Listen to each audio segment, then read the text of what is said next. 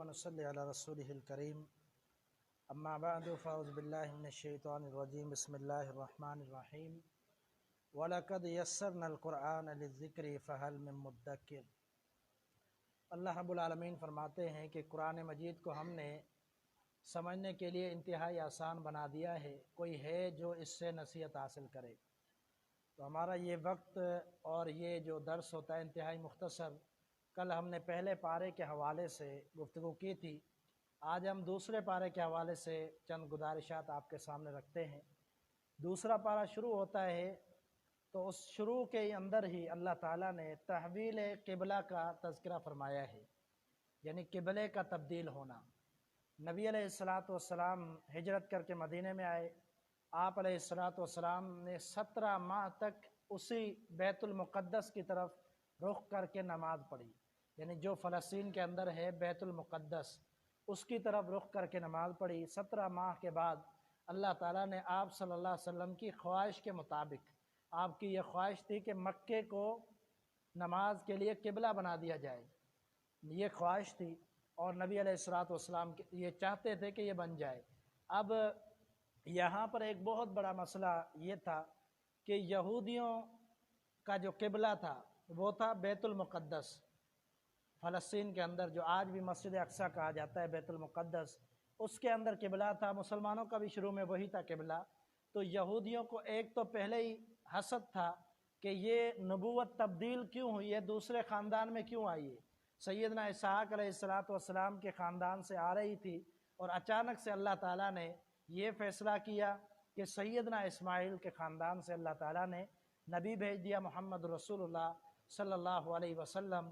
اور بعد میں اللہ تعالیٰ نے ان کی نافرمانیوں کی وجہ سے اور ان کے ایمان کا امتحان لینے کے لیے، کیا یہ اپنے رب کو مانتے ہیں، کیا حقیقی رب کی بات کو مانتے ہیں یا نہیں، اللہ تعالیٰ نے ان کو یہ امتحان اور یہ آزمائش ڈالی کہ یہودیوں کے لیے یہ بات برداشت کرنا انتہائی مشکل تھی، کیونکہ وہ اس قبلے کو، بیت المقدس کو اپنا آبائی قبلہ سمجھتے تھے اور اس کو اپنی جاگیر سمجھتے تھے، کیونکہ یعقوب علیہ السلام نے اس کی تعمیر کی تھی، اور وہ اس سے بڑھ کر ان کو کچھ نہیں چاہیے تھا کہ وہی قبلہ رہتا، اور مسلمانوں کو طعنہ بھی دیتے تھے کہ قبلہ وہی ہے۔ تو جب قبلہ بن گیا، اللہ تعالیٰ نے حکم دے دیا بیت اللہ کا کہ اس کی طرف رخ کر کے نماز پڑھو، اور حدیث کے الفاظ ہیں کہ بیت اللہ کی طرف رخ کر کے نماز پڑھنے کا جب حکم آیا تو نبی علیہ السلام غالباً عصر نماز پڑھ رہے تھے، آپ رکوع کی حالت میں تھے، رکوع کی حالت میں، پیچھے جماعت بھی کھڑی تھی، آپ نے رکوع کی حالت میں اپنے چہرے کو، اپنے رخ کو بیت اللہ کی طرف پھیر دیا۔ تو رکوع کی حالت میں ہی، یعنی اس وقت اللہ تعالیٰ کا حکم نازل ہوا، نبی صلی اللہ علیہ وسلم نے اسی وقت قبلہ تبدیل کر دیا۔ تو یہاں پر اللہ تعالیٰ نے ایک اور بات بھی ذکر کی، فرمایا وَكَذَلِكَ جَعَلْنَاكُمْ أُمَّةً وَسَطًا لِتَكُونُوا شُهَدَاءَ عَلَى النَّاسِ، فرمایا کہ ہم نے اسی طرح تمہیں امت وسطہ بنایا ہے، ایک عظیم امت بنایا ہے، درمیانی امت بنایا ہے، اور پھر آپ لوگوں کو گواہ بنایا تمام امتوں پر۔ نبی علیہ السلام نے فرمایا کہ سیدنا نوح علیہ السلام سے اللہ تعالیٰ کل قیامت کے دن سوال کریں گے۔ اللہ تعالیٰ سوال کرے گا کہ اے نوح یہ بتلا، کیا تو نے میرا پیغام اپنی امت کو پہنچایا تھا یا نہیں؟ تو سیدنا نوح علیہ السلام فرمائیں گے ہاں اللہ، جو تو نے مجھے پیغام دیا وہ میں نے پہنچا دیا۔ جب یہ فرمائیں گے تو اللہ تعالیٰ فرمائے گا اے نوح مجھے کوئی گواہ چاہیے، تیری امت والے تو ماننے کے لیے تیار نہیں ہے۔ اس وقت بھی سیدنا نوح علیہ السلام کی قوم نہیں مانے گی اور یہ کہے گی کہ نوح علیہ السلام نے ہمیں پیغام نہیں پہنچایا۔ تو اللہ تعالیٰ فرمائے گا اے نوح مجھے کوئی گواہ دو۔ تو سیدنا نوح علیہ السلام فرمائیں گے میری دعوت کے گواہ آخری پیغمبر محمد صلی اللہ علیہ وسلم ہے، وہ گواہی دیں گے کہ میں نے اپنی امت کو دعوت دی تھی، اور نبی علیہ السلام پھر گواہی دیں گے، اور امت محمدیہ بھی گواہی دے گی کہ ہاں نوح علیہ السلام نے اللہ کا پیغام پہنچا دیا تھا۔ ہمیں کیسے پتہ چلا؟ ہمیں قرآن نے بتلایا۔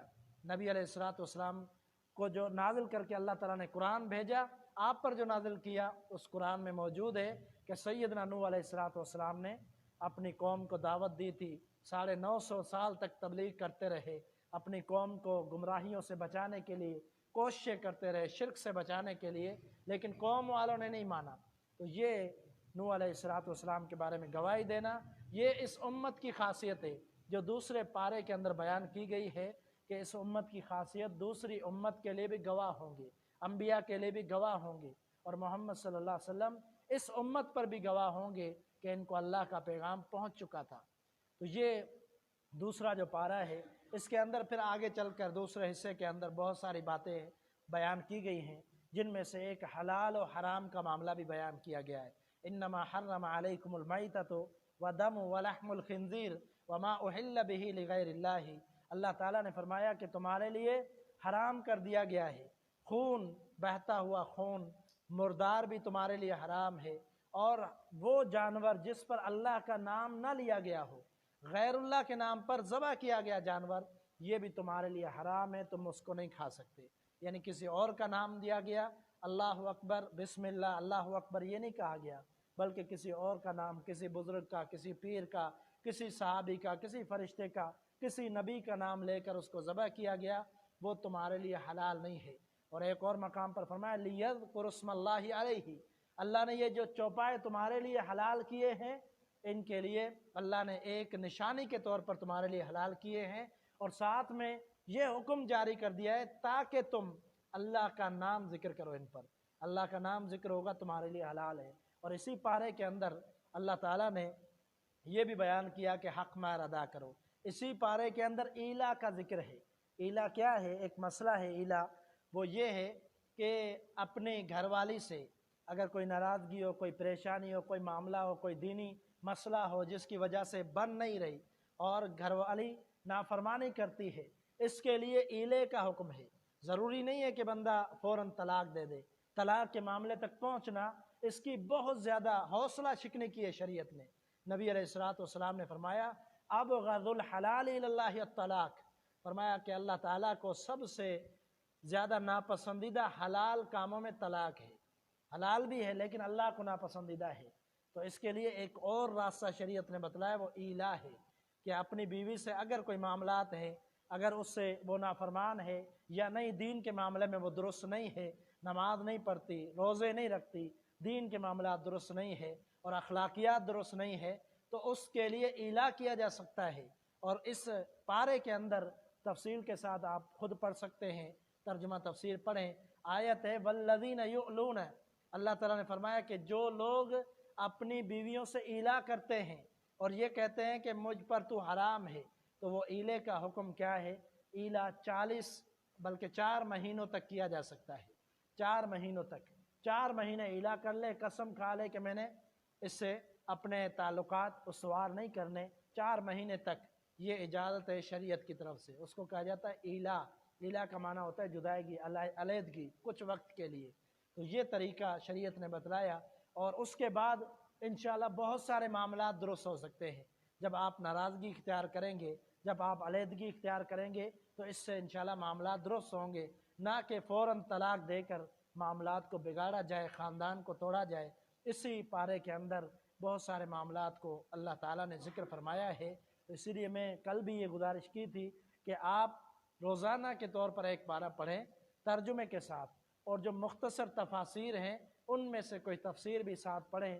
بہت سارے مسائل یہاں پر بیان نہیں ہو سکتے، بیان نہیں کیے جا سکتے، اور وہاں پر اگر آپ خود پڑھیں گے تو 1 گھنٹے کے اندر آپ تفسیر اور ترجمہ پڑھ سکتے ہیں، جس سے بہت سارے دینی مسائل آپ سیکھ سکتے ہیں۔